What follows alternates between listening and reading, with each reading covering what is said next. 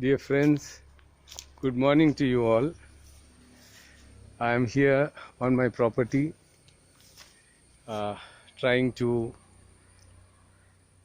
talk to you all about the grace of God in the agriculture work that I do and how I see it.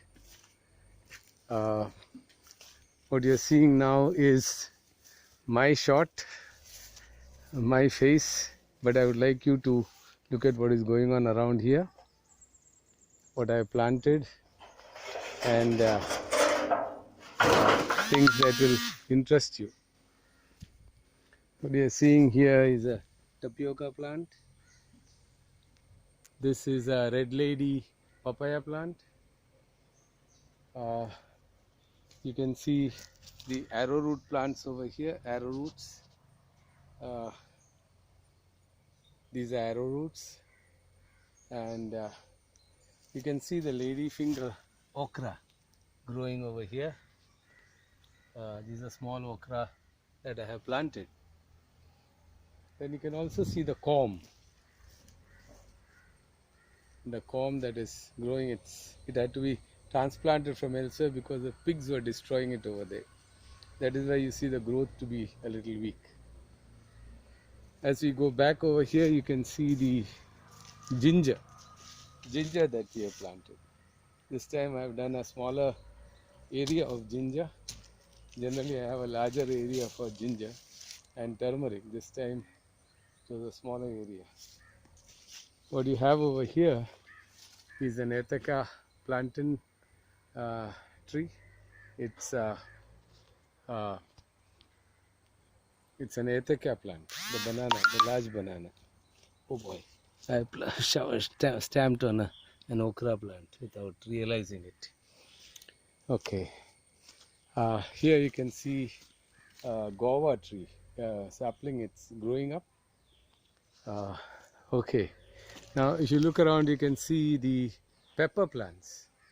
All these things, pepper, coconut, these are jackfruit trees. The jackfruit season is nearly over. And on the other side, you can see the curry leaves. There's the curry leaves. That's what we call as karivepala. It's called in Malayalam karivepala, and that is what we use in the curry. You can see the corm, the chena, corm over there also. And then this plant that you see is a variety of peas,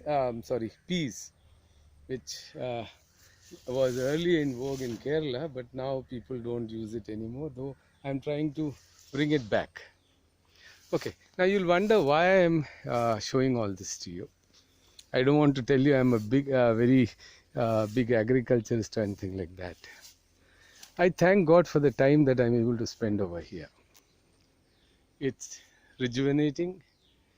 It helps my mind to keep off the stresses of daily life.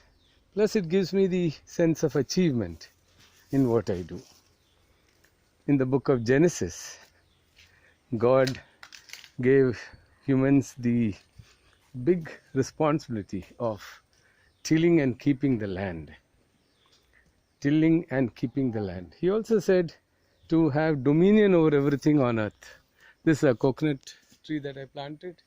It will take some more time, about another 4 years for it to produce. Similarly, you can see chembuk. It's called Cocacea. These are chame trees, Cocacea, and that again is the pea tree that you are seeing. It goes up to about 8 feet, and by December I'll get some produce out of it. Here you have a mango tree. It's still young. It has to be another 2-3 years before I will get any produce from it. Now you'll be wondering again why I'm doing this. I told you earlier, it is the grace of God that I'm able to work on the property. It's tremendously rejuvenating experience. God has given us this land. These are my cows. They are not producing, and that is Johnny Kuti, who works with me, who helps me in all this. And it is the grace of God that I am able to function and do things meaningfully. There are theological aspects on this which we need to consider. How do we see God's earth? God gave it to us for having dominion, but how do we view it? This is what God gave to us. It is not what we made. It is something that is our heritage. This earth is our heritage. And in this small short video, I just want to introduce one aspect of our lives. That is the aspect of tilling it and keeping it. In our experience of tilling the land and keeping the land, keeping the earth, what God meant for us was not to destroy it, but to keep it, but to maintain it, to sustain it. We have to ask ourselves, are we doing it? We have to ask ourselves, are we relating to the land that God has given to us? I'm not saying that all of us have to become agriculturists or dairy farmers or anything like that. What I'm saying is that without our relationship with the earth, we are nothing. If we don't treat the earth with respect, if we don't treat nature with respect, it will end up becoming destroyed, and in turn it will destroy us.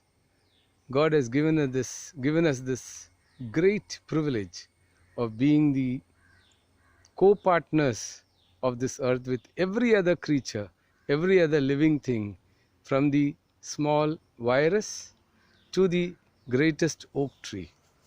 It is our privilege. We need to understand this.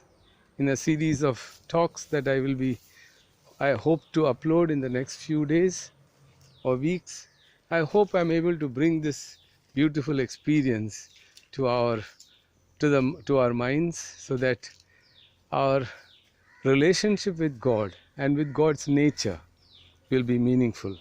This that you see is a kandari plant. It's a chili that is very, very hot, but which is also very much a medicinal plant.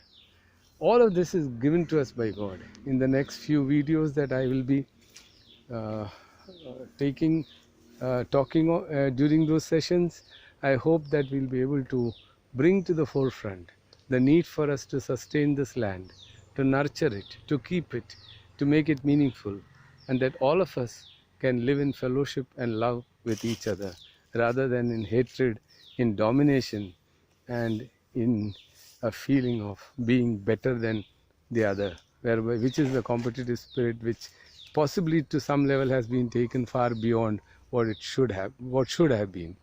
We may have to rethink our strategies of life. I hope this video brings to this aspect to our forefront, to our minds, and helps us to deal with our thoughts, our actions, and make life meaningful. Thank you so much.